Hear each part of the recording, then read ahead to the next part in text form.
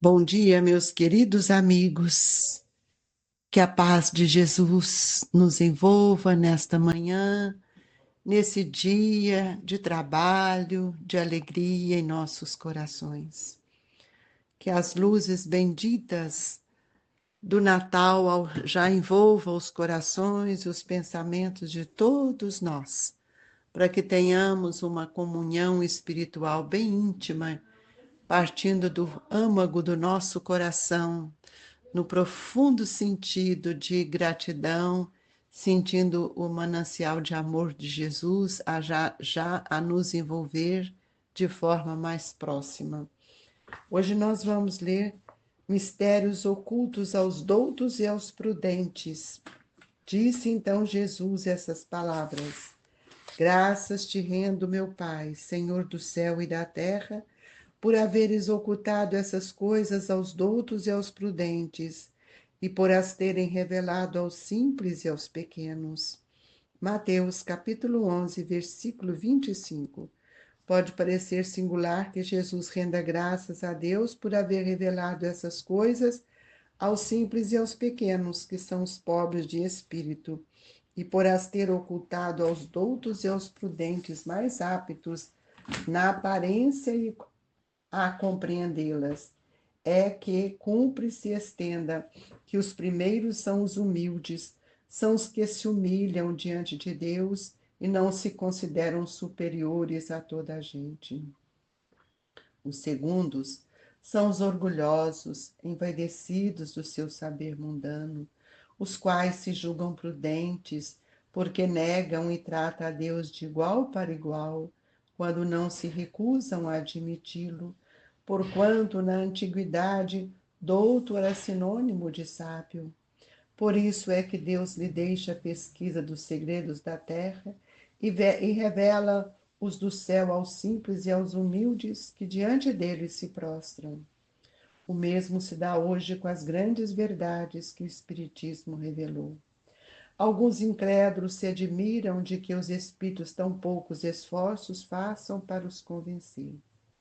A razão está em que estes últimos cuidam preferentemente dos que procuram de boa fé e com humildade, à luz do que aqueles que se supõem na posse de toda a luz e imaginam talvez que Deus deveria dar-se por muito feliz em atraí-los a si, provando-lhes a sua existência. O poder de Deus se manifesta nas mais pequeninas coisas como nas maiores. Ele não põe a luz debaixo do alqueire, por isso que a derrama em ondas por toda parte, de tal sorte que só cegos não a veem. A esses não quer Deus abrir à força os olhos, dado que lhes apraz tê-los fechado. A vez deles chegará, mas é preciso que antes sintam as angústias das trevas e reconheçam que a divindade não acaso quem lhes fere o orgulho para vencer a incredulidade. Deus emprega os meios mais convenientes conforme os indivíduos. Não é a incredulidade que compete prescrever-lhe o que deva fazer, nem lhe cabe dizer: se me queres convencer, tem de proceder dessa ou daquela maneira, em tal ocasião e não em tal outra, porque essa ocasião é a que mais me convém. Não se espantem, pois, os incrédulos, de que nem Deus, nem os espíritos que são executores de sua vontade se lhes submetam às exigências. Inquiram de si mesmo o que diriam se o último de seus servidores se lembrasse, se lhe prescrever, fosse o que fosse. Deus impõe condições e não aceita as que lhe queiram impor. Escuta bondoso os que a ele se dirigem humildemente, e não os que se julgam mais do que ele.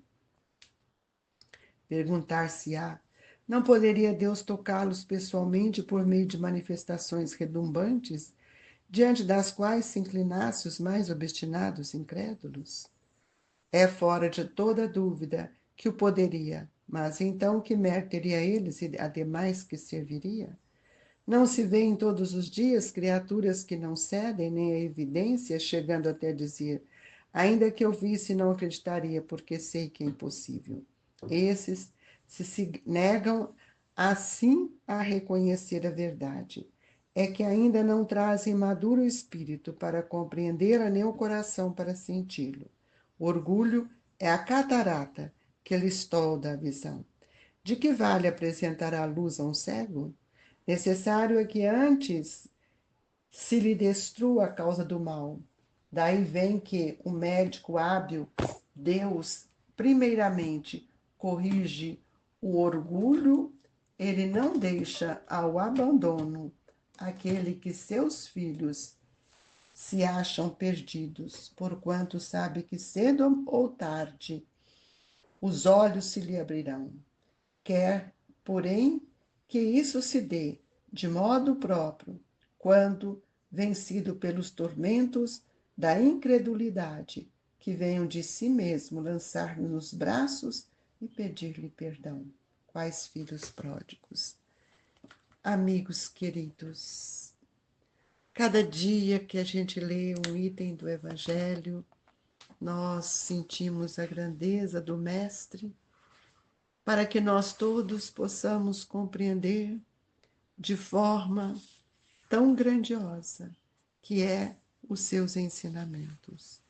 E nesta manhã, cheia de luz, de alegria em nossos corações, nós convidamos a todos a orar conosco.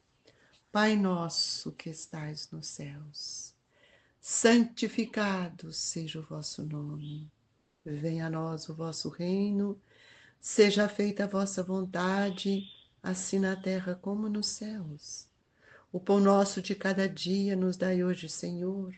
Perdoai as nossas dívidas, assim como nós perdoamos os nossos devedores. Não nos deixeis, Senhor, cairmos em tentação, mas livra-nos de todo mal. Que assim seja. Que esta prece nos envolva nas vibrações do seu amor, Jesus. Sê conosco, Mestre, hoje, agora e por todo sempre. Que assim seja. Queridos amigos, cada dia que a gente faz o Evangelho, nós podemos perceber a grandeza dos ensinamentos do Mestre num convite incessante a todos nós para que procuremos compreender o que é necessário para sermos bem-aventurados. Nós, que não sei se ainda somos os pobres de espíritos, mas eu acredito que não somos, porque ainda não temos a humildade em nossos corações. Ainda somos seres que gostamos da vaidade, dessa arrogância, e hoje nós vamos ver, num processo de reflexão mais profundo, que Jesus daria graças rendo ao meu Pai, Senhor do céu e da terra, por haver ocultado essas coisas aos doutos e aos prudentes, porque ainda nós temos tantas dificuldades para aceitar a verdade, tantas dificuldades para compreender a palavra de Jesus, e nós achamos que apenas a questão de estarmos, né, ligados a esse momento da vida como espíritas, que nós já sabemos tudo e que somos nós aqueles que seremos os trabalhadores desta hora.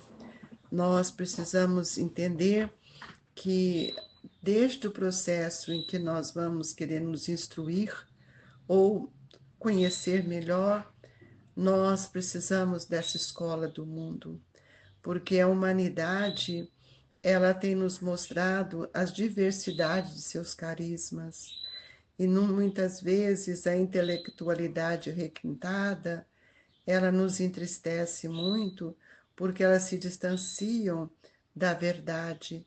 E Jesus, ele nos traz, nesse item de Mateus, algo que nos mexe profundamente, o Senhor do céu e da terra, por haver ocultado essas coisas aos doutos e aos prudentes, e por ter revelado aos simples porque havia, então, uma aceitação e uma compreensão. Então, hoje nós gostaríamos de falar um pouquinho por que que Jesus não forçou, por que que nós não podemos ainda entender que o mesmo se dá hoje com as grandes verdades que o Espírito revelou. Nós temos ainda incrédulos que estão entregando a tantas situações que, que comungam como verdade, e nós precisamos, né, compreender a razão de tudo isso. Mas nós também precisamos respeitar que todos nós temos um livre-arbítrio. E aqui e ali uns negam, outros aceitam, né? Todo mundo, todos nós que estamos no mundo, ainda somos independentes para fazer as nossas escolhas. Nós precisamos entender que o livre-arbítrio é o sensor divino que nós carregamos dentro de nós e que vão nos impulsionar junto àquilo que nós pensamos para tomarmos as nossas atitudes. Por isso, por ignorância, às vezes procuramos caminhos que não são os melhores para nós. E nós temos que ver que toda junção compulsória do espírito ao veículo carnal, que é o corpo, nós precisamos ver que estamos inseridos em determinadas famílias para que a gente aprenda a sermos mais simples, a sermos humildes, sermos sinceros.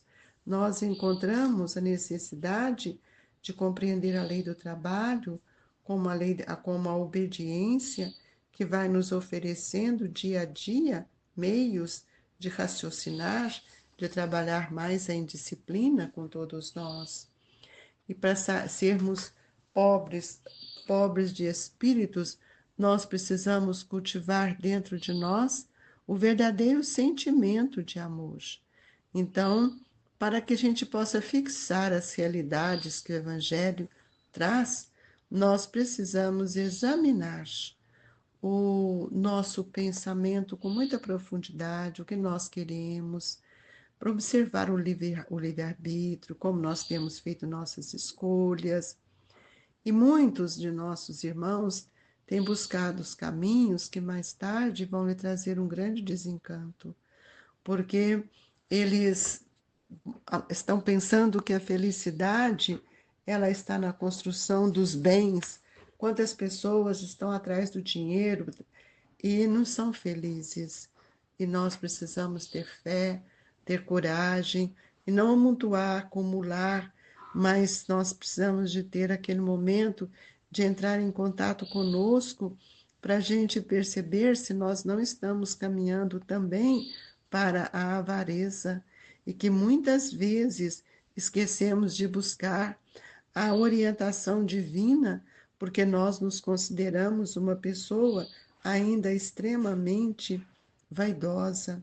A doutrina espírita, nessa atualidade, diante de todos nós, da mente humana, tem nos auxiliado muito a descobrir os estatutos divinos, que são as leis que funcionam em nós, que estão na nossa própria consciência, a fim de que nós possamos aprender a termos mais liberdade no ato de fazer e não estarmos apenas condicionados à liberdade de fazer por fazer, mas a liberdade de fazer o que devemos fazer.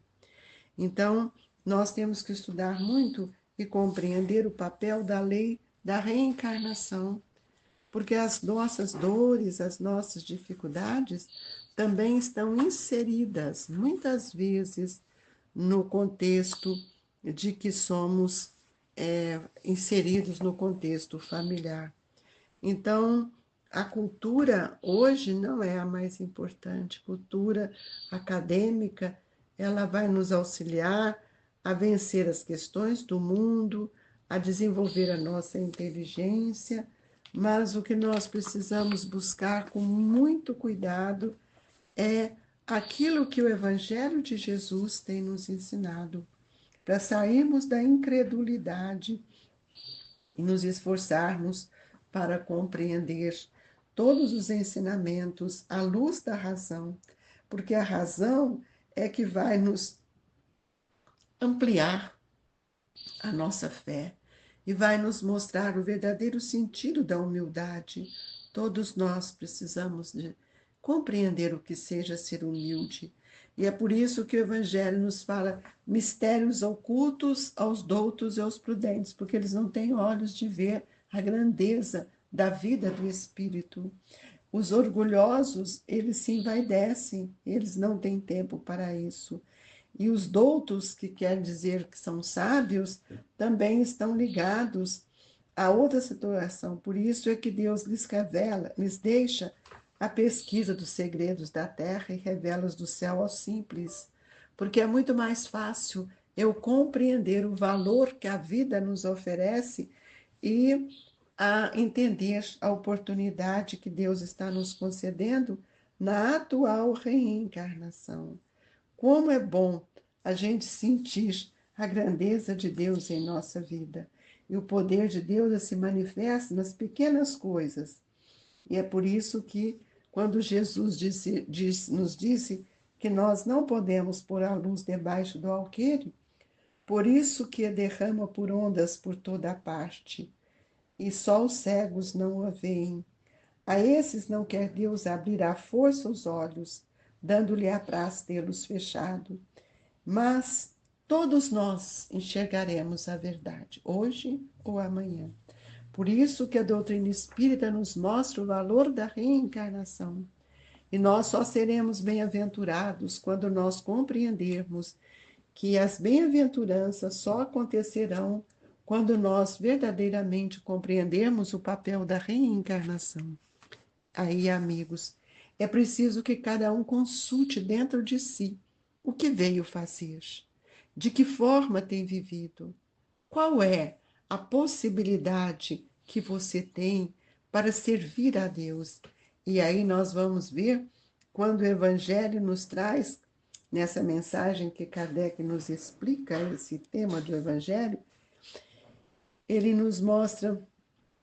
Não é a incredulidade que compete prescrever-lhes o que deva fazer. Nem lhe cabe dizer, se me queres convencer, tem de proceder dessa ou daquela maneira. Muitas vezes a gente quer convencer o outro. E hoje nós estamos vendo nessa questão de espiritualismo, as pessoas confundindo o que é o espiritismo com outras correntes do espiritualismo. Nós precisamos tomar muito cuidado, todos nós estamos submetidos também às leis de causa e efeito. Nós não podemos espantar que os incrédulos não acreditam nisso nem aquilo, pois nós somos espíritos que vamos executar a vontade de Deus. Por isso, nos compete, como espíritas, termos uma postura de maior integridade, porque Deus impõe condições e não aceitam as que lhe queiram impor. A nossa condição hoje é de atender a nosso planejamento reencarnatório, entender que somos espíritos, entender que Deus nos auxilia, que somos nós, esses filhos de Deus que estamos a caminho em busca de uma evolução. Então, quando Kardec coloca que perguntar-se-á, não poderia Deus tocá-los pessoalmente por meio da manifestação retumbante, diante das quais se inclinassem os mais obstinados incrédulos? E nós sabemos que Deus pode, mas é o orgulho que não nos deixa sentir a grandeza de Jesus, a grandeza desses ensinamentos. Sejamos simples, irmãos, sejamos verdadeiros para que o Deus, nosso Pai, por meio de Jesus, nós sintamos a força do amor do Cristo em nossos corações. Que Jesus nos abençoe e nos ampare.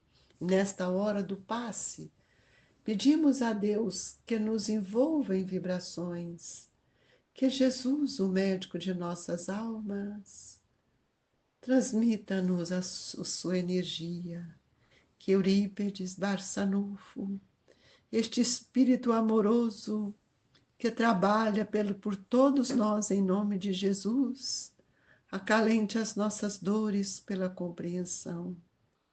Dai-nos força, Senhor, para que possamos avançar e progredir.